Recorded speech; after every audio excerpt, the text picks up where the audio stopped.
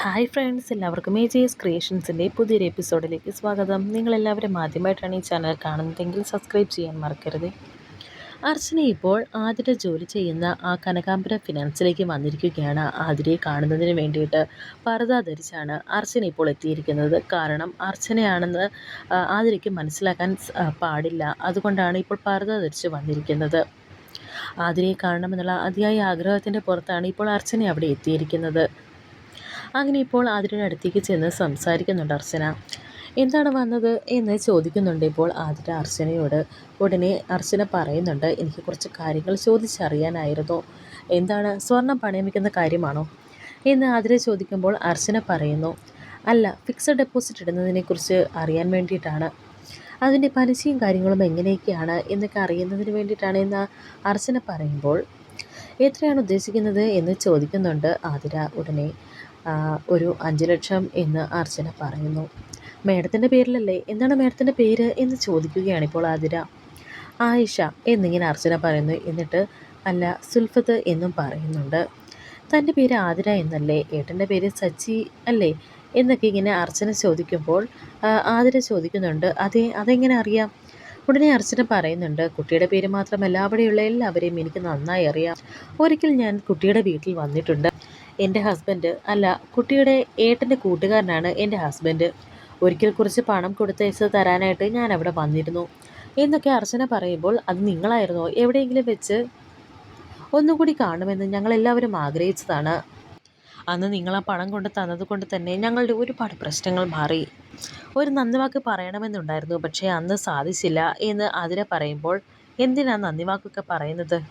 അതൊക്കെ ഒരു കടമയല്ലേ എന്ന് അർച്ചന പറയുമ്പോൾ, അതെന്താ അങ്ങനെ പറയുന്നത് എന്ന് ചോദിക്കുന്നുണ്ട് ഇപ്പോൾ ആതിര. അത് പിന്നെ കൊടുക്കാനുള്ള പണം കൊടുത്തു തീർക്കുന്നത് ഒരു കടമയല്ലേ കുട്ടി?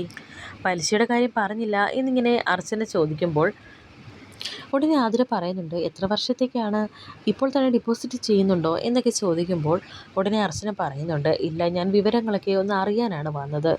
പണവുമായി ഞാൻ പിന്നീട് വരാമെന്ന് പറയുമ്പോൾ ആതിര പറയുന്നു, എങ്കിൽ ഈ ഫോം ഒന്ന് പൂരിപ്പിച്ച് തന്നാൽ മതി. ഫോൺ നമ്പർ കൂടി എഴുതണേ എന്നും പറയുന്നുണ്ട് ആതിര. അങ്ങനെ ഇപ്പോൾ ആ ഫോമൊക്കെ പൂരിപ്പിച്ച് ഫോൺ നമ്പറുമൊക്കെ എഴുതി കൊടുക്കുകയാണ് ഇപ്പോൾ അർച്ചന. ചേച്ചിയുടെ ശബ്ദം കേട്ടിട്ട് എനിക്ക് പരിചയമുള്ള ആരുടെ ശബ്ദം കേൾക്കുന്നത് പോലെ തോന്നുന്നു എന്ന് ആതിര പറയുന്നുണ്ട്. എൻ്റെ ശബ്ദം നീ എങ്ങനെ മറന്നു പോകാനാ മോളെ? നമ്മൾ ഒരേ വയറ്റിൽ ജനിച്ച കൂടപ്പറപ്പല്ലേ? ഇത്രയും വർഷങ്ങൾക്ക് ശേഷമായതുകൊണ്ട് നീ തിരിച്ചറിയുന്നില്ലെന്നേ ഉള്ളൂ എന്നൊക്കെ ഇപ്പോൾ മനസ്സിൽ വിചാരിക്കുകയാണ് അർച്ചന. അങ്ങനെ ഇപ്പോൾ ഫോമെല്ലാം ഫില്ല് ചെയ്ത് കൊടുക്കുകയാണ് അർച്ചന. അപ്പോൾ ആതിര ഒരു കാര്യം ചോദിക്കുന്നു, ഞാനൊരു കാര്യം ചോദിക്കുന്നത് കൊണ്ട് ഒന്നും തോന്നരുത്. ഈ വേഷത്തിൽ എവിടെയെങ്കിലും വെച്ച് കണ്ടാൽ തിരിച്ചറിയില്ലല്ലോ.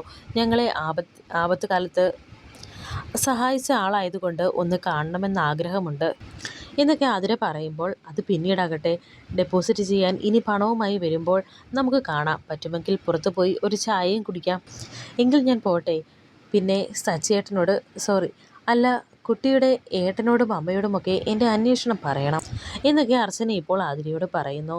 അങ്ങനെ ഇപ്പോൾ ആതിരയുടെ കയ്യിലൊന്ന് പിടിക്കുന്നുണ്ട് അർച്ചന. ഞാൻ പോയിട്ട് വരാമെന്ന് ഒന്നുകൂടി അർച്ചന ഇപ്പോൾ ആതിരയോട് പറയുന്നുണ്ട്.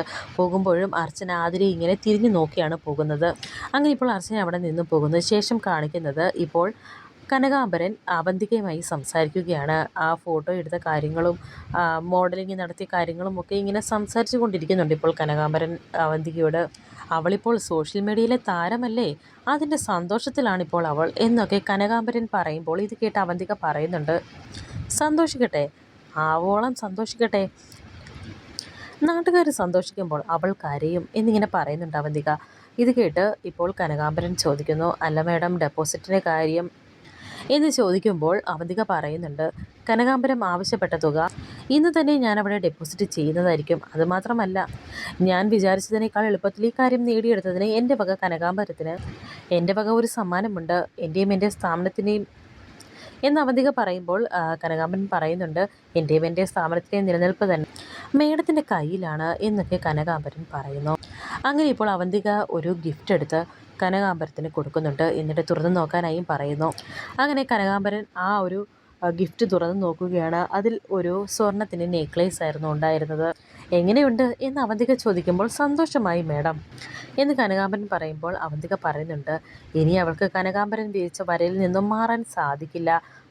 കനകാംബരൻ ആവശ്യപ്പെടുന്ന സ്ഥലത്ത് അവൾ വരികയും ചെയ്യും. അന്ന് ആതിരയുടെ കയ്യിൽ നിന്നും ഒപ്പിട്ട് വാങ്ങിയ പേപ്പർ എവിടെ എന്നിങ്ങനെ ചോദിക്കുന്നുണ്ട് ഇപ്പോൾ അവന്തിക. സോറി, അന്നെടുത്ത ഫോട്ടോസ് ആതിരയുടെ സമ്മതമില്ലാതെ ആതിരയുടെ പ്രൈവറ്റ് ഫോട്ടോസ് എടുത്തിട്ടുണ്ടായിരുന്നു. ആതിര പോലും അത് അറിഞ്ഞിട്ടില്ല. കനകാംബരത്തിൻ്റെ കയ്യിൽ ഇപ്പോൾ അതുണ്ട്. അതാണ് ഇപ്പോൾ അവന്തിക ആവശ്യപ്പെട്ടിട്ടുള്ളത്. എന്നാൽ കനകാംബരം അത് കൊടുക്കുന്നില്ല. കനകാംബരം പറയുന്നുണ്ട്, അത് മാഡത്തിൻ്റെ കയ്യിൽ വന്നാൽ ശരിയാകില്ല. അതെൻ്റെ കയ്യിൽ തന്നെ ഇരിക്കുന്നതാണ് സേഫ്. എന്തെങ്കിലും ഒരു പ്രശ്നമുണ്ടായാൽ മാഡത്തിനെ അത് ബാധിക്കരുത് എന്നൊക്കെ പറഞ്ഞ് കനകാംബരം അത് കൊടുക്കാൻ കൂട്ടാക്കുന്നില്ല. ഇത് കേട്ട് അവന്തിക പറയുന്നുണ്ട്, ആയിക്കോട്ടെ, ഈ കാര്യത്തിൽ ഞാൻ കനകാംബരത്തിനെ വിശ്വസിക്കുന്നുണ്ട് എന്നൊക്കെ അവന്തിക പറയുന്നു. അങ്ങനെ ഇപ്പോൾ കനകാംബരം അവിടെ നിന്നും പോകുകയാണ്. അതിന് ശേഷം അവന്തിക ഇങ്ങനെ മനസ്സിൽ വിചാരിക്കുന്നുണ്ട്, ആതിരയുടെ ആ വിഷ്വൽസ് എനിക്ക് തരാതെ ഒഴിഞ്ഞു മാറിയത് കണ്ടില്ലേ? ഒരു കണക്കിന് അത് നന്നായി. എന്തെങ്കിലും സംഭവിച്ചാൽ അതിൻ്റെ മുഴുവനും ഉത്തരവാദിത്തം അയാളുടെ തലയിൽ വെക്കാമല്ലോ. ആ കനകാംബരൻ ഒരു താപ്പാനയാണ് എന്നൊക്കെ ഇങ്ങനെ മനസ്സിൽ വിചാരിക്കുകയാണ് ഇപ്പോൾ അവന്തിക. ശേഷം കാണിക്കുന്നത് ആതിര ഇപ്പോൾ ആയിഷ വന്ന കാര്യം വന്ന് സംസാരിക്കുകയാണ് വീട്ടിലെല്ലാവരോടും. അത് അർച്ചനയായിരുന്നു എന്നുള്ള കാര്യം ആതിരയ്ക്ക് ഇപ്പോഴും അറിയില്ല. ഈ സമയം സച്ചി എവിടേക്ക് വരുന്നു, എന്താണ് ഇവിടെ ഒരു ചർച്ച എന്ന് ചോദിക്കുന്നുണ്ട് സച്ചി.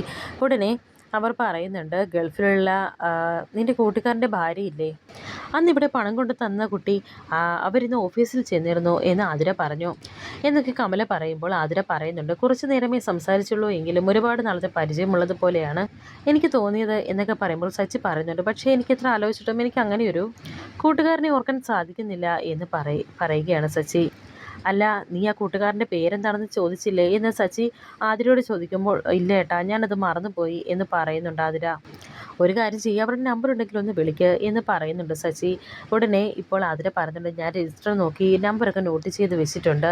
അങ്ങനെ ഇപ്പോൾ ആ നമ്പർ എടുത്ത് സച്ചിയുടെ ഫോണിൽ നിന്നും അർച്ചനയുടെ ഫോണിലേക്ക് വിളിക്കുകയാണ് ആതിര.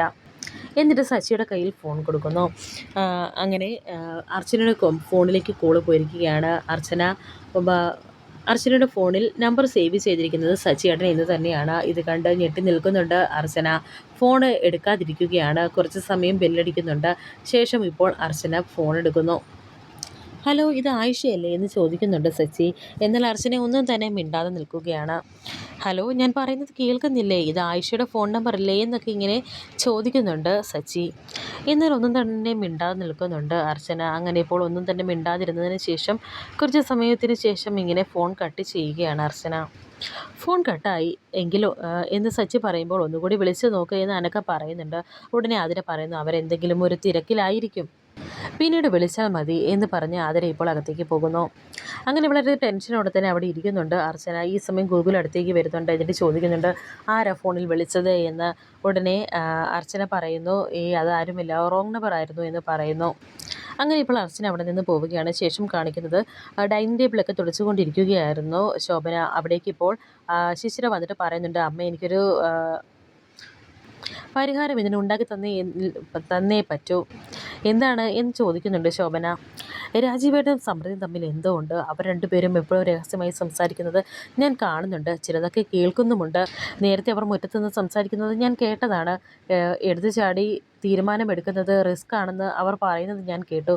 പിന്നെ ഒരു കാര്യം കൂടി അവർ പറഞ്ഞു, നമ്മൾ എന്തെങ്കിലും ചെയ്താൽ നമ്മൾ സൂക്ഷിക്കുന്ന രഹസ്യം പരസ്യമാകും എന്നും പറയുന്നു. എന്തായിരിക്കും അവർ സൂക്ഷിക്കുന്ന ആ രഹസ്യം എന്നൊക്കെ ഇങ്ങനെ ശിശിര പറയുമ്പോൾ ശോഭന പറയുന്നുണ്ട്, അവരെന്തെങ്കിലും സംസാരിച്ചതിൻ്റെ അറ്റം മൂലം കേട്ടിട്ട് നീ വേണ്ടാതിനെ പറയരുത്. നീ വിചാരിക്കുന്നത് പോലെയൊന്നുമല്ല അവർ എന്നൊക്കെ ശോഭന ഇപ്പോൾ വളരെയധികം ദേഷ്യത്തോടെ പറയുന്നു. ഇല്ല, അവർ തമ്മിൽ എന്തോ ചുറ്റിക്കളിയുണ്ട്, ഇല്ലെങ്കിൽ ഇങ്ങനെയൊക്കെ പറയുമോ എന്ന് ശിശിര ചോദിക്കുമ്പോൾ ശോഭന പറയുന്നുണ്ട്, നിനക്ക് ഭ്രാന്താണ്, സംശയരോഗം മൂത്ത ഭ്രാന്ത് എന്നൊക്കെ ശോഭന പറയുമ്പോൾ, ഞാൻ പറയുന്നത് അമ്മയെങ്കിലും ഒന്ന് കേൾക്ക് എന്നൊക്കെ ശിശിര പറയുമ്പോൾ ശോഭന വീണ്ടും ശിശിരയെ വഴക്ക് പറയുന്നുണ്ട്. ഇത് കേട്ട് പറയുന്നുണ്ട്, നിങ്ങളോട് പറയാമെന്ന് എന്നെ പറഞ്ഞാൽ മതിയല്ലോ, എന്തായാലും ഇതിന് സത്യാവസ്ഥ ഞാൻ കണ്ടുപിടിക്കുമെന്നൊക്കെ പറഞ്ഞ് ഇപ്പോൾ ശിശിര അവിടെ നിന്നും പോകുന്നു. ശേഷം കാണിക്കുന്നത് സച്ചിയാണ്. സച്ചി കാറിൽ പോയിക്കൊണ്ടിരിക്കുകയായിരുന്നു. ഈ സമയം കമല വിളിക്കുന്നു. എന്നെ ആതിര വിളിച്ചിട്ടുണ്ടായിരുന്നു. അവൾ ഓഫീസിൽ നിന്ന് വരാൻ ലേറ്റ് ആകുമെന്ന്. ഓഫീസിൽ മുതലാളി അവൾക്ക് കുറച്ച് ഓവർ ടൈം ജോലി കൊടുത്തിരിക്കുകയാണ്. ഒരുപാട് ലേറ്റ് ആകുകയാണെങ്കിൽ മോൻ അവിടെ ചെന്ന് അവളെ ഒന്ന് കൂട്ടിക്കൊണ്ട് പോരണേ. എന്തായാലും മോൻ അവളെ ഒന്ന് വിളിച്ചേക്കെ, എപ്പോൾ ചെല്ലണമെന്ന് ഒന്ന് ചോദിച്ചേക്കെ എന്നൊക്കെ ഇങ്ങനെ കമല പറയുന്നു. ഉടനെ സച്ചി പറയുന്നുണ്ട്, അമ്മ പേടിക്കണ്ട, ഞാൻ ആതിരെ വിളിച്ചു കൊള്ളാമെന്ന്. സച്ചി അങ്ങനെയൊക്കെ പറയുന്നുണ്ട്. ഇതേ സമയം തന്നെ ഇപ്പോൾ രാജീവും അർച്ചനയും കൂടി സംസാരിച്ചു കൊണ്ടിരിക്കുന്നുണ്ടായിരുന്നു. ഞാൻ അപ്പോഴേ പറഞ്ഞതല്ലേ ആതിരെ അന്വേഷിച്ച് അവിടേക്ക് പോകരുതേ എന്ന്. ഇനിയിപ്പോൾ കാണാൻ പോയതിരിക്കട്ടെ, നമ്പർ എന്തിനാ കൊടുത്തത്? അതുകൊണ്ടല്ലേ സച്ചി ഇപ്പോൾ ഫോണിലേക്ക് വിളിച്ചത് എന്നൊക്കെ രാജീവ് ചോദിക്കുമ്പോൾ അർച്ചന പറയുന്നുണ്ട്, ഞാൻ അത്രയ്ക്കൊന്നും കടന്ന് ചിന്തിച്ചില്ല. പക്ഷേ ഞാൻ ആരാണെന്നുള്ള കാര്യം അതിലേക്ക് മനസ്സിലായിട്ടില്ല എന്ന് അർച്ചന പറയുമ്പോൾ, ഇന്ന് മനസ്സിലായിട്ടില്ല, പക്ഷെ നാളെ മനസ്സിലാകില്ല എന്നുണ്ടോ? എന്തായാലും ആതിര അർച്ചനയുടെ കൂടപ്പിറപ്പാണ്. കൂടപ്പിറപ്പിനെ കണ്ടാൽ ഏതെങ്കിലും ഒരു നിമിഷം തിരിച്ചറിയാതിരിക്കുമോ എന്നൊക്കെ ഇങ്ങനെ രാജീവ് ചോദിക്കുന്നു. എന്തായാലും ഇനി ഇങ്ങനെയുള്ള സാഹസങ്ങളൊന്നും കാണിക്കാൻ നിൽക്കരുത് എന്നൊക്കെ രാജീവ് അർച്ചനയോട് പറയുന്നുണ്ട്. അവരങ്ങനെ സംസാരിച്ചു കൊണ്ടിരിക്കുന്ന സമയം മുകളിലേക്ക് ഇപ്പോൾ ചായയുമായി ശോഭന വരുന്നു. മോൾ ഇവിടെ വന്ന് നിൽക്കുകയാണോ എന്ന് ചോദിക്കുന്നുണ്ട് ശോഭന. ഉടനെ എനിക്ക് രാജീവിനോട് കുറച്ച് കാര്യങ്ങൾ സംസാരിക്കാനുണ്ടായിരുന്നു എന്ന് പറയുന്നുണ്ട് അർച്ചന. അമ്മ എന്തിനാ ചായയും കൊണ്ട് വന്നത്? ശിശിരയുടെ കയ്യിൽ കൊടുത്തു വിട്ടാൽ പോരായിരുന്നോ എന്ന് ചോദിക്കുന്നുണ്ട് ഇപ്പോൾ രാജീവ്. അത് സാരമില്ല, നിങ്ങൾ സംസാരിച്ചിരിക്കുക എന്ന് പറഞ്ഞ് ഇപ്പോൾ അവിടെ നിന്നും പോവുകയാണ് ശോഭന. ഇനി ശിശിര പറഞ്ഞതിൽ എന്തെങ്കിലും സത്യമുണ്ടോ എന്നിങ്ങനെ മനസ്സിൽ വിചാരിക്കുന്നുണ്ട് ശോഭന. ശേഷം കാണിക്കുന്നത് ആതിരയാണ്. ആതിര ഇപ്പോൾ അവിടെ ഇരുന്ന് ജോലി ചെയ്തുകൊണ്ടിരിക്കുകയാണ്. സമയം ഒരുപാടായിട്ടുണ്ട്. ഇപ്പോൾ ഗീതമ്മ എന്ന് പറയുന്ന ആളും ഇപ്പോൾ അവിടെ നിന്ന് പോകാൻ തുടങ്ങുകയാണ്. അത് കണ്ട് ആതിര ചോദിക്കുന്നുണ്ട്, ചേച്ചിയും പോവുകയാണോ? ചേച്ചി പോവല്ലേ, നമുക്ക് ഒരുമിച്ച് പോകാം. ചേച്ചി പോയാൽ ഞാൻ പിന്നെ തനിച്ചാകും എന്നൊക്കെ ഇങ്ങനെ പറയുന്നുണ്ട് ആതിര. എനിക്ക് സമയമില്ല, എനിക്ക് പോയിട്ട് അത്യാവശ്യമുണ്ട്. അതിന് നീ ഒറ്റയ്ക്കല്ലല്ലോ, അപ്പുറത്ത് മുതലാളിയില്ലേ, അയാൾ നിന്നെ പിടിച്ച് തിന്നത്തൊന്നുമില്ല എന്നൊക്കെ ഇങ്ങനെ പറയുകയാണ് ഗീതമ്മ. നീ ഒരു കാര്യം ചെയ്യ്, ആ ഫയലുകളൊക്കെ എടുത്ത് സാറിൻ്റെ ക്യാബിനിലേക്ക് ചെല്ല്. ജോലി തീർന്നാൽ പെട്ടെന്ന് തന്നെ വീട്ടിലേക്ക് പോകാമല്ലോ എന്നൊക്കെ ഇങ്ങനെ ഗീതമ്മ പറയുന്നുണ്ട്. അങ്ങനെ ഇപ്പോൾ ഗീതമ്മ അവിടെ നിന്ന് പോവുകയാണ്. അങ്ങനെ ഇപ്പോൾ ഫയലുകളൊക്കെ എടുത്തുകൊണ്ട് കനകാമ്പരത്തിൻ്റെ മുറിയിലേക്ക് വന്നിരിക്കുകയാണ് ആതിര. അവിടെ ഇരിക്കാനായി പറയുന്നുണ്ട് കനകാമ്പരം. ഉടനെ ആതിര പറയുന്നുണ്ട്, വേണ്ട, ഞാൻ ഇവിടെ നിന്നോളാമെന്ന്. എന്താ തനിക്കെന്നെ പേടിയാണോ എന്ന് ചോദിക്കുമ്പോൾ ആതിരയൊന്നും തന്നെ മിണ്ടുന്നില്ല. ഇവിടെയുള്ളവർക്കൊക്കെ തന്നോട് അസൂയുണ്ടോ എന്നൊരു സംശയമുണ്ട് എന്ന് കനകാമ്പരം പറയുമ്പോൾ ആതിര ചോദിക്കുന്നുണ്ട്, എന്തിനാണ് സാർ എന്നോട് അവർക്കെല്ലാം അസൂയ എന്ന്. ദാ നോക്ക് എന്ന് പറഞ്ഞ് ഇപ്പോൾ ആ ഒരു പരസ്യത്തിൻ്റെ ആ ഒരു വിഷ്വൽസ് ഇങ്ങനെ കാണിച്ചു കൊടുക്കുന്നുണ്ട് ഇപ്പോൾ ആതിരയ്ക്ക് കനകാമ്പരം. അങ്ങനെ ഇപ്പോൾ ഓരോന്ന് പറഞ്ഞിപ്പോൾ ആതിരയുടെ അടുത്തേക്ക് വന്നിരിക്കുന്നുണ്ട് കനകാമ്പരൻ. എന്നിട്ട് പറയുന്നുണ്ട്, താൻ എന്തൊരു സുന്ദരിയാണ്, തന്നെപ്പോലെ ഒരു സുന്ദരിയായ സ്റ്റാഫിനെ കിട്ടിയത് എൻ്റെ ഭാഗ്യമാണ് എന്ന് കനകാമ്പരൻ പറയുമ്പോൾ, സാറ് ഈ ഫയലൊക്കെ നോക്കിയിരുന്നെങ്കിൽ എനിക്ക് പെട്ടെന്ന് ജോലി തീർത്ത് വീട്ടിലേക്ക് പോകാമായിരുന്നു എന്ന് ആതിര പറയുന്നു. താൻ പേടിക്കേണ്ട, ജോലി നമുക്ക് ഇപ്പോൾ തന്നെ തീർക്കാമെന്ന് പറഞ്ഞ് കനകാമ്പരൻ ഇപ്പോൾ ആതിരയുടെ തോളിലേക്ക് പിടിക്കുന്നുണ്ട്. തന്നെ കണ്ടപ്പോൾ മുതൽ ഉള്ള ആഗ്രഹമാണ് എനിക്ക്, തന്നോ പറയരുത് എന്നൊക്കെ കനകാമ്പരൻ പറയുമ്പോൾ ഇപ്പോൾ ആതിര ഇപ്പോൾ വളരെയധികം ദേഷ്യപ്പെട്ട്, സാർ കൈയെടുക്കാനല്ലേ പറഞ്ഞത് എന്ന് പറഞ്ഞ് പിടിച്ചു മാറ്റുകയാണ്. എന്നാൽ ആതിരയുടെ കയ്യിൽ വീണ്ടും കയറി പിടിക്കുകയാണ് കനകാമ്പരം. 1 മാസത്തെ ശമ്പളം ഞാൻ അഡ്വാൻസായി തന്നില്ലേ, പരസ്യത്തിൽ നായികയാക്കിയില്ലേ, ഒരു പാലമിട്ടാൽ അങ്ങോട്ടും ഇങ്ങോട്ടും വേണമെന്ന് പറയുന്നുണ്ട് കനകാമ്പരൻ. ഞാൻ നിങ്ങൾ ഉദ്ദേശിക്കുന്ന പോലെ ഒരാളല്ല എന്ന് പറയുന്നുണ്ട് ആതിര. നീ എൻ്റെ കയ്യിൽ നിന്ന് രക്ഷപ്പെട്ടു പോകില്ല, കനകാമ്പരൻ ആഗ്രഹിച്ചത് സ്വന്തമാക്കിയിട്ടേ ഉള്ളൂ എന്നൊക്കെ പറഞ്ഞ് ആതിര കയറി പിടിക്കുകയാണ് ഇപ്പോൾ അയാൾ. ഉടനെ ഇപ്പോൾ അവിടെ ഇരുന്ന ആ ഫയലെടുത്ത് ആതിര ആ കനകാമ്പരത്തിൻ്റെ മുഖത്തിനിട്ട് അടിക്കുന്നു. അങ്ങനെ ഇപ്പോൾ ആ ഫയൽ കൊണ്ട് കനകാമ്പരത്തിൻ്റെ കവിളൊന്നും മുറിയുന്നുണ്ട്. വളരെയധികം ദേഷ്യത്തോടെ ഇപ്പോൾ ആതിരയെ നോക്കി നിൽക്കുകയാണ് കനകാമ്പരൻ. വരാനിരിക്കുന്ന പുതിയ എപ്പിസോഡുകളുമായി വീണ്ടും കാണാം. Thank you for watching.